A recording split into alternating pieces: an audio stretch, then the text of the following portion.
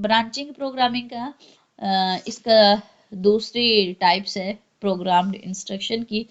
तो linear programme के अंदर ये था कि एक सवाल का एक ही जवाब होता था या खाली जगह होती, जैसे आप देखेंगे खाली जगह में पुर करना, या फिर शॉर्ट आंसर क्वेश्चन होते हैं, वन लाइनर आंसर, जिसका वन लाइन का एक या एक वर्ड का जो है वो आंसर करना होता है। तो वो लीनियर प्रोग्रामिंग में इस तरह होता है। लेकिन ब्रांचिंग प्रोग्रामिंग में इस तरह नहीं है। उसमें यह है कि एक सवाल के एक से ज़्यादा जवाब होते हैं, जैसे आप MCQs टाइप क्वेश्चन होते हैं, इसी तरह ब्रांचिंग प्रोग्रामिंग के अंदर सवालात ऐड किए जाते हैं, जिनमें से फिर लर्नर को एक सवाल जो है वो मुंतखब करना होता है, एक दुरुस्त जवाब मुंतखब करना होता है, और उसके बाद फिर वो नेक्स्ट लेवल पर या नेक्स्ट फ्रेम पर जा पाता है।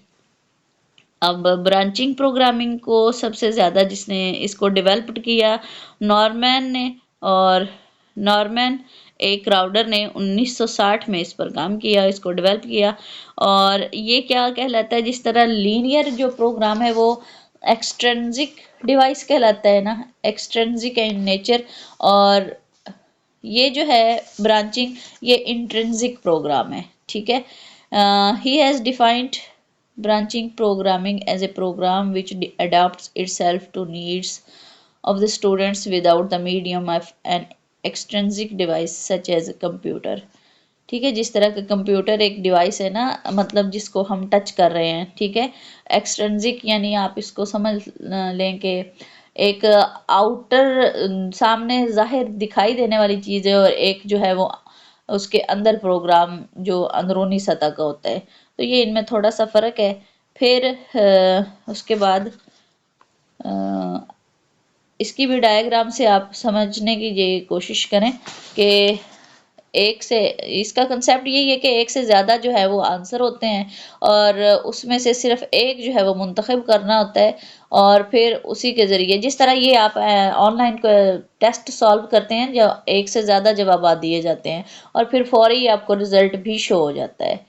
तो ये ब्रांचिंग प्रोग्राम की एग्जांपल थी, और यही इसका कंसेप्ट है। अब ये देखें एडवांटेजेस ऑफ प्रोग्राम्ड इंस्ट्रक्शंस के, इसके जो एडवांटेजेस हैं वो क्या हैं। तो सबसे पहले ये है कि स्टूडेंट्स रिमेन एक्टिव, कि इसके अंदर क्योंकि ये इनफरादी सतह का प्रोग्राम है या मेथड है, तो इसमें स्टूडेंट्स एक्टिव रहते हैं, और क्योंकि सारा काम स्टूडेंट ने खुद करना होता है।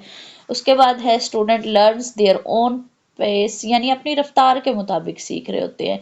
ये इंटेलिजेंट है, मीडियोकर है, स्लो लर्नर है, तो हर एक कोई अपनी एबिलिटीज़ के मुताबिक लर्न करता है। उसके बाद इमीडिएट इन्फोर्समेंट है। इमीडिएट इन्फोर्समेंट में यानी फौरी जो एक वो मोटिवेशन या फौरी एनर्जी मिल रही होती है फीडबैक के ज़रिए, तो वो सभी स्टूडेंट्स को मिल रही होती है। तो ये इसकी खूबी है कि फीडबैक जो है वो या रीइंफोर्समेंट फौरी मिल जाती है। फिर प्रोग्राम केयरफुली प्लान्ड, कि बड़ी एहतियात के साथ जो है वो प्रोग्राम जो है तरतीब दिए जाते हैं। उसके बाद इफ़ेक्टिव प्रोग्राम इज़ डेवलप्ड। फिर इफ़ेक्टिव प्रोग्राम जो है उनको तरतीब दिया जाता है जिनसे कोई फ़ायदा भी हो, ना कि जो है वो टाइम वेस्टिंग हो, ठीक है। उसके बाद है programme can be used at any time. तो प्रोग्राम को किसी भी वक्त इस्तेमाल किया जा सकता है। अब इसमें यह कि programme is not a human being and hence can be used at any time of the day. दिन के किसी भी वक्त में मतलब प्रोग्राम को इस्तेमाल किया जा सकता है, जिस तरह आप अपना फ़ोन निकाल के किसी भी वक्त गेम खेल सकते हैं, किसी भी वक्त ऑनलाइन को टेस्ट अगर लिंक क्लोज नहीं है तो हल कर सकते हैं, ठीक है।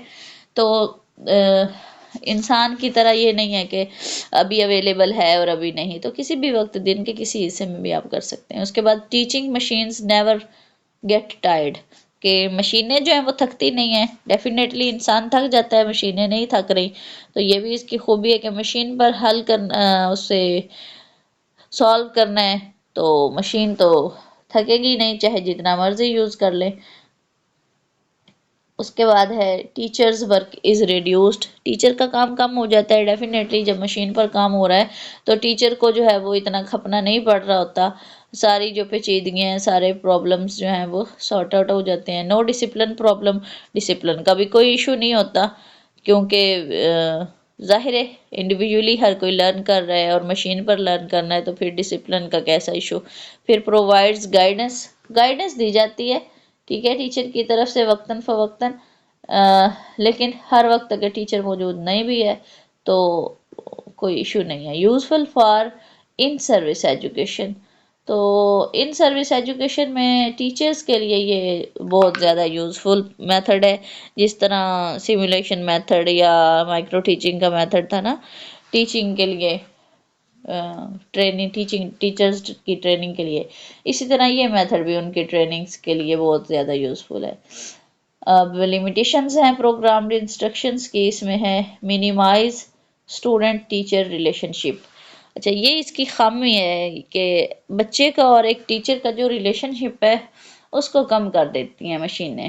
یہ بچہ جو ہے وہ مشین میں، اب آپ اس کی یہ بہت بڑا ڈرا بیک ہے، بہت بڑی خامی ہے کہ دیکھیں جب سے اینڈرائڈ موبائل آئے ہیں اور موبائلز آنے کی وجہ سے لوگوں کے آپس میں جو کنیکشن ہے، کمیونیکیشن ہے، وہ کم ہو گیا ہے. ایک گھر کے اندر ایک فیملی کے لوگ جو ہیں وہ بیٹھے ہوئے، بے شک ایک کمرے میں ایک جگہ پہ بیٹھے ہوئے لیکن اپنے اپنے موبائل میں بزی ہوں گے، ان کے آپس میں جو ہے بات چیت وہ بہت کم ہو رہی ہوگی.